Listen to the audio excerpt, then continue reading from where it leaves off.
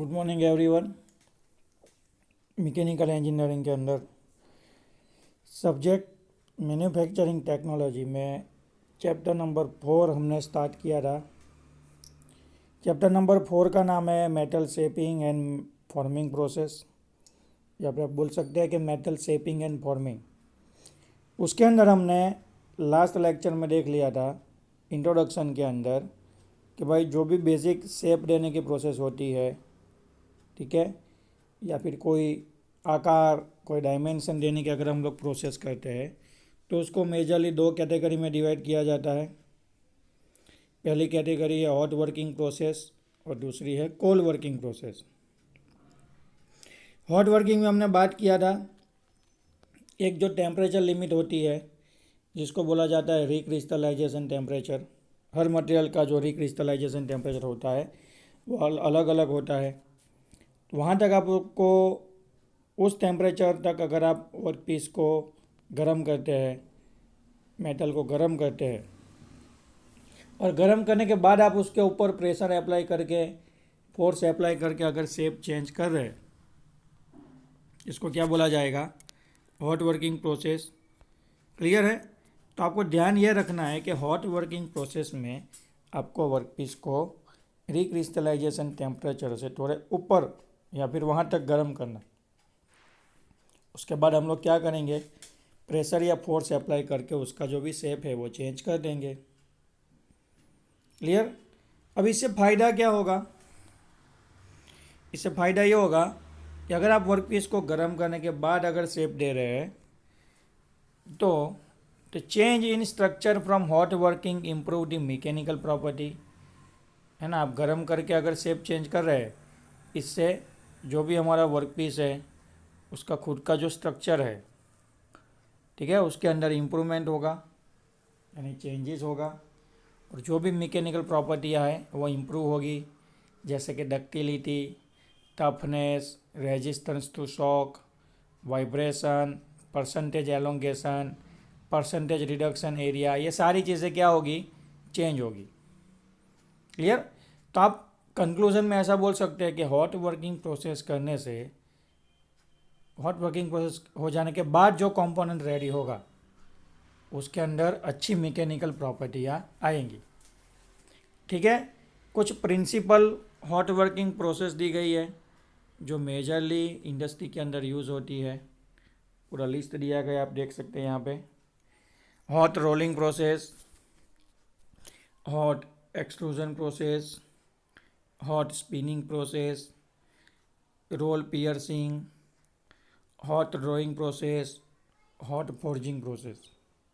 ठीक है, सारी प्रोसेस दी गई है, और ये सारी छः जो प्रोसेस है वो हॉट वर्किंग प्रोसेस है, ज़्यादातर जो इंडस्ट्री में होती है वो। नेक्स्ट आपको दिया गया है कि अगर हॉट वर्किंग प्रोसेस करेंगे मेटल शेपिंग और फॉर्मिंग के लिए तो और कौन से हमको एडवांटेजेस हो सकते हैं वो। तो उसमें पहला दिया गया है, due to hot working no residual stress are introduce in the metal. अब ये रेसिडुअल स्ट्रेस क्या होता है? तो जब जब आप किसी कंपोनेंट का आकार यानी शेप चेंज करते हैं तो उसकी वजह से कंपोनेंट के अंदर एक इंटरनल स्ट्रेस डेवलप होता है। उस इंटरनल स्ट्रेस की वजह से कंपोनेंट के अंदर रेसिडुअल स्ट्रेस डेवलप होता है और उससे फेलियर होने के चांसेस हो जाते हैं। तो अगर आप लोग गर्म करके वर्कपीस को प्रेशर या फिर फोर्स अप्लाई करके उसका शेप चेंज करेंगे तो रेसिडुअल स्ट्रेस डेवलप होगा नहीं, तो ना ही इंटरनल स्ट्रेस होगा और ना ही उसकी वजह से जो कंपोनेंट के अंदर फेलियर आने की पॉसिबिलिटी है वो भी यहाँ पे ज़ीरो हो जाएगी। दूसरा क्या होता है हॉट वर्किंग से? Hot working refines grain structure and improve physical property of the metal. अब ये बहुत ही इंपॉर्टेंट पॉइंट है, मैं आपको बार बार बोल रहा हूँ कि आपको कंपोनेंट को हॉट वर्किंग करने के लिए रिक्रिस्टलाइजेशन टेम्परेचर तक गर्म करना है। तो ये रिक्रिस्टलाइजेशन टेम्परेचर यानी टेम्परेचर की ऐसी वैल्यू है कि उस टेम्परेचर पे जब भी मेटल पहुँचेंगे, यानी उस टेम्परेचर तक मेटल जब भी गर्म होगी तो उसके अंदर जो उसका क्रिस्टल स्ट्रक्चर है, उसका खुद का जो ग्रेन स्ट्रक्चर है वो रिफाइन्स होगा, यानी उसके अंदर रीअरेंजमेंट होगा, गुजरातीમાં કહેવાય એને ફેર ગોઠવણી. ओके, तो उसकी वजह से क्या होगा, तो जो भी फिजिकल प्रॉपर्टी है, मैकेनिकल प्रॉपर्टी है, वो क्या होगी, इम्प्रूव होगी. इम्प्रूव यानी सुधरेगी. ठीक है ना. चलिए आगे. Any impurity in the metal are disintegrated and distributed throughout the metal. अगर कुछ अशुद्धियाँ रह गई है तो वो इक्वली पूरी मेटल में फैल जाएगी. ठीक है, पूरी मेटल में फैल जाएगी. तो इम्प्योरिटी की वजह से जो नुकसान होगा वो भी क्या हो जाएगा, थोड़ा डाइवर्ट हो जाएगा. सोचिए कि अगर सारी इम्प्योरिटी एक ही जगह पे जमा हो गई तो वहाँ से हमारा कंपोनेंट वीक हो जाएगा. लेकिन ऐसा नहीं हो रहा है. यहाँ पे तो क्या हो रहा है, सारी इम्प्योरिटी इक्वल तरीके से पूरे वर्कपीस के अंदर फैल जाएगी. तो इससे हमको ज़्यादा कोई नुकसान होगा नहीं. नेक्स्ट क्या है, porosity of the metal is minimise by the hot working.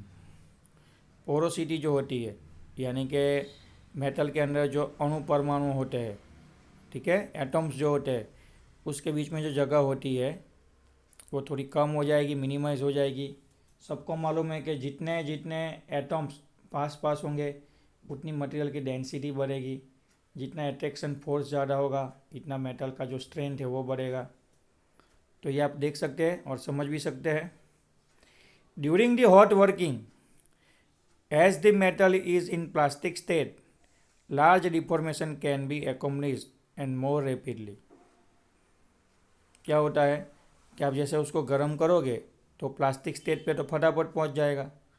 ठीक है, उसके ऊपर अगर आप गर्म करोगे तो वो थोड़ा सॉफ्ट हो जाएगा. तो आप जो भी शेप लाना चाहते हैं, जो भी डिफॉर्मेशन करना चाहते हैं, वो आप कम फोर्स से यानी बहुत ही ईजीली कर पाएंगे. Hot working produce raw material which is to be used for subsequent cold working operation. अगर आपको कोल्ड वर्किंग ऑपरेशन करके कोई कंपोनेंट बनाना है तो कोल्ड वर्किंग प्रोसेस के लिए जो रॉ मटेरियल तैयार होता है वो raw material hot working process से तैयार होता है. बोलिए, समझ रहे हो क्या कह रहे हैं. कोल्ड वर्किंग में या फिर कोल्ड वर्किंग प्रोसेस से जितने भी कंपोनेंट बनते होंगे उसका जो रॉ मटेरियल है वो हमारा सब्सिक्वेंट हॉट वर्किंग प्रोसेस से ही प्रोड्यूस होता है. ओके, नेक्स्ट देखते हैं. डिसएडवांटेजेस दिए गए हैं. डिसएडवांटेजेस की बात करेंगे.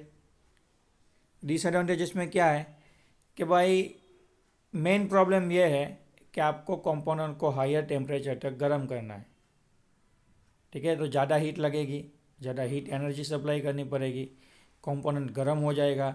जैसे ही कंपोनेंट गर्म होगा रिक्रिस्टलाइजेशन होगा, तो उसी टाइम पे जो एटमॉस्फेयर में फ्री में जो ऑक्सीजन घूम रहा है, ठीक है, वो हमारी हर सब मेटल जितने भी मेटल है ना, सबका दुश्मन कौन है, ऑक्सीजन.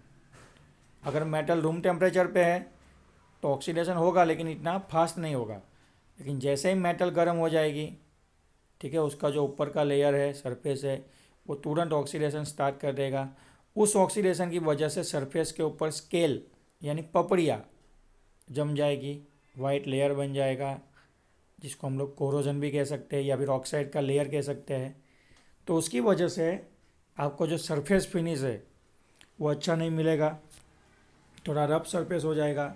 दूसरा, अगर आप उस ऑक्सीडेशन को क्लियर नहीं करोगे, उस ऑक्साइड के लेयर को दूर नहीं करोगे, तो स्लोली वहाँ पे कोरोजन लगना शुरू हो जाएगा. और कोरोजन लगेगा तो कंपोनेंट आपका धीरे धीरे क्या हो जाएगा, स्ट्रेंथ घुमा देगा. तो ये लेयर की वजह से क्या होता है, जो कंपोनेंट है वो लॉस इट्स स्ट्रेंथ, वो अपनी मजबूती क्या कर देता है, घुमा देता है, यानी कम कर देता है. This weakening of the surface layer में give rise to fatigue crack which result in failure of the part. ठीक है, अब ये जो आपकी स्ट्रेंथ कम हो रही है, क्लियर है, ये जो कंपोनेंट की आपकी स्ट्रेंथ कम हो रही है, तो उससे क्या हो जाएगा, तो कि स्ट्रेंथ तो कम होगी लेकिन उसके साथ साथ जो सरफेस लेयर है वो और वीक होता जाएगा. और ये सरफेस लेयर वीक होने की वजह से कभी भी उस सरफेस पे क्रैक यानी फटीग क्रैक क्रिएट हो सकती है और जिससे आपका कंपोनेंट सडनली फेल हो सकता है, यानी टूट सकता है, ब्रेक हो सकता है। ओके, नेक्स्ट है close tolerance can not be obtain. ये क्यों किया, ये ऐसा क्यों बोला उन लोगों ने कि जब भी आप वर्कपीस को गर्म करोगे तो उसका थर्मल एक्सपांशन होगा, जब वो ठंडा हो जाएगा तो उसका कॉन्ट्रैक्शन होगा। तो आप जो चाहते हो ना डायमेंशन में जो क्लोज टॉलरेंस चाहते हो कि भाई मेरे को तो 20 mm का ही पक्का अप टू डेट 20 mm का ही पार्ट्स चाहिए, तो अगर आप कोल्ड वर्किंग करोगे और उसके बाद जो पार्ट्स बन के आएगा वो या तो 20 से थोड़ा ज़्यादा होगा या फिर 20 से कम होगा, आपको up to date close tolerance मिलेगा नहीं। क्लियर। और सबसे इम्पोर्टेंट चीज़ है, हॉट वर्किंग प्रोसेस करने के लिए आपको एक तो फर्नेस लगेगा, ठीक है। तो फर्नेस का operating cost, maintenance cost, purchasing cost, फिर जो गरम वर्कपीस निकलेंगे उसको आप हाथ से तो हैंडल नहीं कर पाएंगे, तो उसके लिए आपको उसका जो भी स्पेसिफिक टूल है, ठीक है, फिर फोर्स अप्लाई करने के लिए जो हैमर आता है, मतलब ढेर सारे टूल्स, औजार, साधन लगेंगे आपको, तो उसका जो खर्चा है वो सब्सिक्वेंटली हाई होगा। कोल्ड वर्किंग की कंपेयर में आपको यहाँ पे थोड़ा इक्विपमेंट के अंदर ज़्यादा खर्चा लगेगा। क्लियर।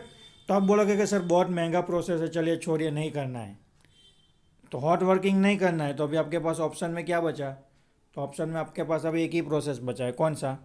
Cold working. तो आप कोल्ड वर्किंग कर लीजिए। कोल्ड वर्किंग में क्या है, कुछ नहीं करना है आपको, ना ही वर्कपीस को गर्म करना है, ठीक है, ना ही उसके लिए आपको हैंडलिंग करने के लिए ज़्यादा बड़े औजार लगेंगे महंगे, क्योंकि रूम टेम्परेचर पे आप हाथ से पकड़ेंगे, टेबल पे फिक्स करेंगे, एरन पे रखेंगे, एनविल पे रखेंगे और थोड़ी आप पटकेंगे, बेंडिंग करेंगे तो तुरंतली क्या हो जाएगा, उसका शेप चेंज हो जाएगा। क्लियर। तो रूम टेम्परेचर पे जो प्रोसेस होता है, या फिर आप बोल सकते हैं कि below the recrystallisation temperature, recrystallisation temperature से कम टेम्परेचर पे जो प्रोसेस होता है जिससे हम लोग कंपोनेंट को शेप और आकार दे सकते हैं, उसको क्या बोला जाता है? कोल्ड वर्किंग प्रोसेस बोला जाता है। क्या बोलेंगे उसको? Cold working process. देखिए कोल्ड वर्किंग प्रोसेस भी कौन सी है, तो प्रिंसिपल कोल्ड वर्किंग प्रोसेस जो इंडस्ट्री में यूज़ होती है।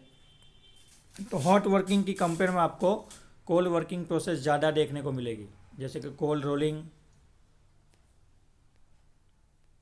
Okay, cold rolling, cold drawing, cold spinning, stretch forming, cold forging and swaging, cold extrusion, coining, embossing, cold bending, roll forming, shot peening, high energy rate forming. Clear. तो ये सारे के सारे क्या है? कोल्ड वर्किंग प्रोसेस है जो हम लोग रूम टेम्परेचर पे करते हैं, ठीक है। इसके भी अपने खुद के कुछ एडवांटेजेस है। एडवांटेजेस में क्या होगा, तो देखिए एडवांटेजेस में कुछ चीज़ें दी गई है, देख लेते हैं। आपको एक तो डायमेंशनल का जो कंट्रोल है, मतलब डायमेंशनल जो एक्यूरेसी है वो आपको कोल्ड वर्किंग प्रोसेस में अच्छी मिलेगी। सरफेस फिनिश जो है वो आपको अच्छा मिलेगा, क्योंकि यहाँ पे कोई ऑक्सीडेशन होगा नहीं, ऑक्सीडेशन नहीं होगा तो वाइट बाहर की तरफ जो पपड़ी है, ठीक है, जो लेयर है ऑक्साइड का वो बनेगा नहीं, तो स्मूथ सरफेस मिलेगी। स्ट्रेंथ जो है, स्पेसिफिकली टेंसाइल स्ट्रेंथ और यील्ड स्ट्रेंथ जो है, और उसके साथ साथ जो हार्डनेस है कंपोनेंट का वो भी इम्प्रूव होगा, यानी इंक्रीज़ होगा, ठीक है। बहुत ही आइडियल मेथड है। आप क्या कीजिए, कोई कंपोनेंट है उसके ऊपर पहले आप रोलिंग प्रोसेस कर लीजिए, सॉरी, कोई एक कंपोनेंट है उसके ऊपर आप क्या कर लीजिए, हॉट, एक सेकंड, कोई कंपोनेंट है उसके ऊपर आप क्या कर लीजिए, कोल्ड वर्किंग प्रोसेस कर लीजिए, जिससे उसकी हार्डनेस क्या हो जाएगी, इंक्रीज़ हो जाएगी। क्लियर। फिर आप चाहते हैं कि अगर आपको और कोई प्रॉपर्टियाँ चेंजेस करनी है तो कंपोनेंट के ऊपर कोल्ड वर्किंग प्रोसेस हो जाने के बाद आप क्या कर लीजिए, उसके ऊपर हीट ट्रीटमेंट प्रोसेस कर लीजिए, तो उससे भी आपको जो भी प्रॉपर्टियाँ चाहिए वो आपको मिल जाएगी। क्लियर। लेकिन कुछ डिसएडवांटेजेस भी होंगे। डिसएडवांटेजेस में आपको क्या कहा गया है यहाँ पे, कि जो डक्टाइल होता है, यानी जो सॉफ्ट मटेरियल होते हैं, डक्टाइल मटेरियल होते हैं, ठीक है, तो उसकी जो प्रॉपर्टी होती है जिसको हम लोग बोलते हैं डक्टिलिटी, लचीलापन होता है ना मेटल का, वो कम हो जाता है कोल्ड वर्किंग प्रोसेस करने से। क्लियर। दूसरा, over working of the metal results in brittleness and can be analysed to remove this brittleness. अगर आप ज़्यादा उसके ऊपर कोल्ड वर्किंग प्रोसेस करेंगे लिमिट बाहर, लिमिट से ज़्यादा, तो ब्रिटलनेस इंक्रीज होगी। इस ब्रिटलनेस को वापस डिक्रीज करने के लिए, कम करने के लिए आपको एनेलिंग नाम का जो हीट ट्रीटमेंट प्रोसेस है वो करना पड़ेगा। दूसरा, जब जब आप, सबसे इम्पोर्टेंट ये है लास्ट वाला, जब जब आप कोल्ड वर्किंग प्रोसेस से कंपोनेंट को शेप देंगे या फिर उसका आकार चेंज करेंगे, तो 100% मैं गारंटी देता हूँ कि उसके अंदर रेसिडुअल स्ट्रेस डेवलप होगा और होगा ही। Internal stress, residual stress develop होगा, और उसको आपको सॉल्व करने के लिए, रिलीव करने के लिए वापस हीट ट्रीटमेंट प्रोसेस करना पड़ेगा। तो इससे आपका थोड़ा खर्चा क्या हो जाएगा, बढ़ जाएगा। क्लियर है। तो ये हो गया हमारे हॉट वर्किंग और कोल्ड वर्किंग प्रोसेस के डिटेल में डिस्क्रिप्शन। अभी आपके कंसेप्ट क्लियर हो चुके होंगे कि क्या हॉट वर्किंग प्रोसेस और क्या कोल्ड वर्किंग प्रोसेस है, और दोनों के बीच में बेसिक डिफरेंस क्या है वो।